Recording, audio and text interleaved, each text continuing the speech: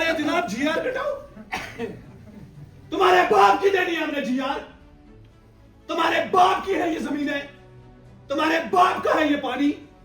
अगर दम हुआ तो आकर लेकर दिखाना, हम अपने लोगों के लिए लड़ेंगे। और अगर आप इस तरीके से जुल्म करोगे तो आने वाले 3 साल आपकी हम नींद हराम कर देंगे।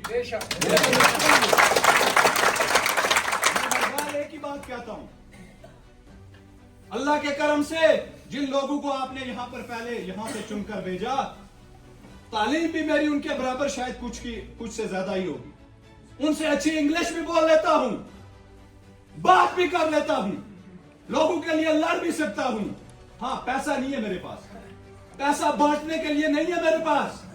मेरे पास एक ही चीज है, वो है जुबान और आप लोगों के साथ खड़ा होना।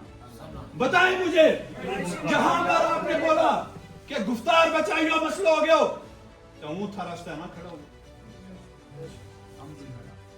हर जगह खड़ा रहा हूं और इंशाअल्लाह। और आज हमारे इस कारवान में यहां पर दर्जनों लोग ज्वाइन होने भी जा रहे हैं, जिसमें मैं सबसे पहले एजाज मलिक साहब और एजाज साहब का वेलकम करता हूं। एक बार जोरदार। भारतीय जनता पार्टी और नेशनल कॉन्फ्रेंस को छोड़कर आज हमारे कारवान के साथ ये चलने जा रहे हैं। हसन मोहम्मद साहब यहां पर बैठे हैं, जनाब मलिक साहब बैठे हैं इशफाक साहब फल्ली से, एजाज साहब हैं, फारूक साहब हैं, या जितने भी। और अगर मैं किसी का नाम ना ले पाऊं, क्योंकि नाम लेंगे तो लंबी जो मैं बात आपसे करना चाहता हूं आज वो नहीं हो पाएगी, उसके लिए मैं माजरत भी चाहता हूं। इशफाक हैं पगोली से, राजा गफूर साहब कंडी से, या जितने भी और नौजवान साथी हैं। आज हम एक वक्त के बाद, एक वक्फे के बाद फिर आपके बीच रूबरू हो रहे हैं।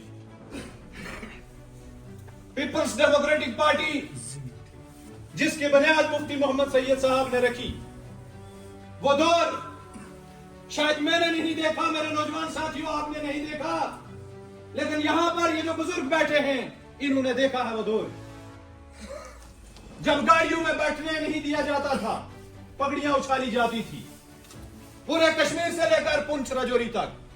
उस दौर में, उस माहौल में मुफ्ती मोहम्मद सैयद साहब और उनकी बेटी मोहतरमा महबूबा मुफ्ती साहिबा लोगों के लिए बाहर निकली और आप लोगों को उस मार से, उस जुल्म से, उस बर्बरियत से बचाया।